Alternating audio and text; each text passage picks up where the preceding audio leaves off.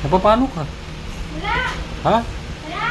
Ang init naman ng ulo mo, naghuhugas ka lang ng plato. Yan ang sinasabi ko sa inyo, pag nandito kayo sa bahay, gawin nyo ang gawaing bahay.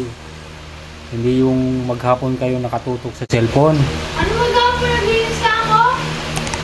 Alam nyo naman ako na pagod na sa trabaho.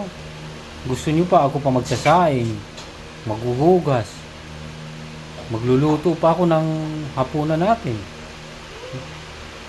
Di ba kayo naaawa na sa trabaho pagod na pagod ako maghapon? Ayaw, di ma. Tapos kayo, pagod na pagod kayo kaka-cellphone. Di ba? Dapat isipin nyo naman yung sarili ko. Di pa paano na lang kung mawala na ako dito sa mundo. K.O. Mamaya, nasa daan ako, bigla akong nabangga. Nasa daan ko ba?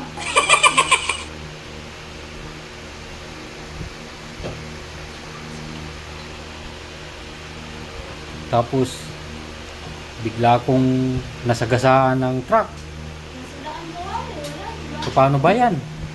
Hindi goodbye na. Goodbye Philippines na talaga. Aantayin nyo pa ba ako bumangon kung nasa baong na? Nasa kabaong. Aantayin pa nyo pa ako bumangon para maghugas lang, magluto, mag-asikaso sa inyo? Ha? Abay, hindi ko na magagawa yan kung nandun ako sa loob ng kabaong. Kaya dapat habang buhay pa ako, bigyan nyo naman ako ng pagpapahalaga. Nagsusumikap na nga ako para sa inyo. Tapos di nyo pa susuklian ng maganda. Ikaw pa naman yung inaasahan ko kasi ikaw yung babae. Di ba? Di ba? Ano? Naintindihan mo ba ako?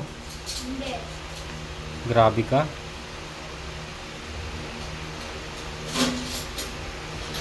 Paano na lang kung bigla akong nadala sa ospital? Alam nyo naman na ang karamdaman ko, di ba?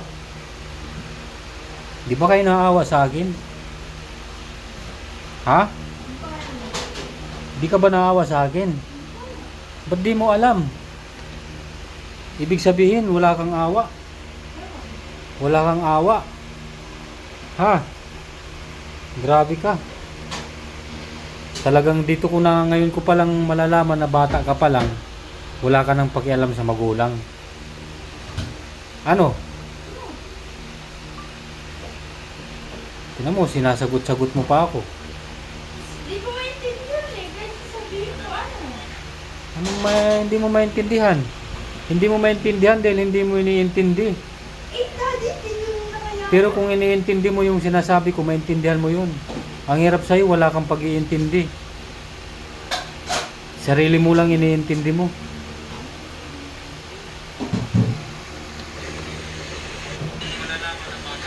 Oh. Nakatingin ka. Hindi na mga cellphone ko!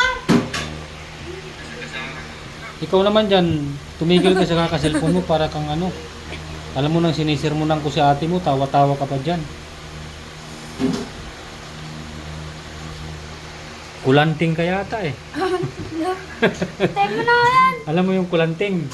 Hindi. Ha? Ang mga idol, di na daw alam yung kulanting. Itanong mo na lang sa mga waray kung anong ibig sabihin ng kulanting. Oh, hindi. Ayun mga idol, yung bunso ko, hindi niya alam ang kulanting. Yung mga followers ko dyan ng mga waray, kayo na magpaliwanag sa bunso ko kung anong ibig sabihin ng kulanting. Ayan o. Ano ka ba? Kulanting?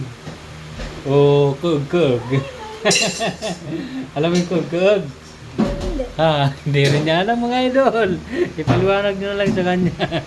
Ang kulanting at saka kug-kug. Ayun mga idol, maraming salamat. Bye-bye.